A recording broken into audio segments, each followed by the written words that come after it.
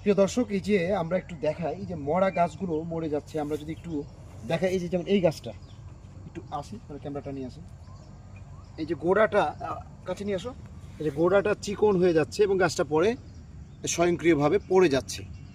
তো এই গাছের জন্য মূলত আমি যদি বলি, উপরে আপনি যত স্প্রে করেন এটা কিন্তু কাজ হবে না। তাহলে কি করতে হবে, যেখানে সমস্যা সেখানে দিতে হবে। সমাধান করতে হবে, হ্যাঁ। সেখানে আপনাকে মানে ওষুধ প্রয়োগ করতে হবে। করতে হবে। তো আমরা যথারীতি যেহেতু কীটনাশক কিংবা রাসায়নিক কিংবা এই যে যেগুলো কেমিক্যাল সেগুলো কিন্তু আমরা ব্যবহার করি না। তো তাহলে কি করতে হবে, ঘরোয়া উপায়ে প্রাকৃতিক উপায়ে কীভাবে আমরা এটাকে নিরাময় করতে পারি সেটারই ব্যবস্থা করছি। যে আরেকটি গাছ যদি দেখাই, এর পাশের গাছটা সুন্দর আছে, আমরা যদি এটা সমাধান না করি তাহলে কিন্তু এই পাশের গাছটা আক্রান্ত হবে। তো সেক্ষেত্রে কি করেছি, আমরা যদি দেখাই, একটু দেখাই, এই যে ছাই, এই যে ছাই দেখা ইয়ে করবে, এই ছাইটা দেন, অসুবিধা নেই।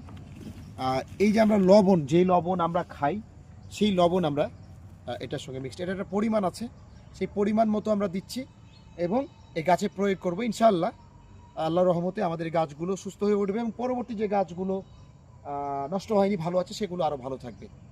সে পর্যন্ত ভালো থাকবেন। আল্লাহ হাফিজ।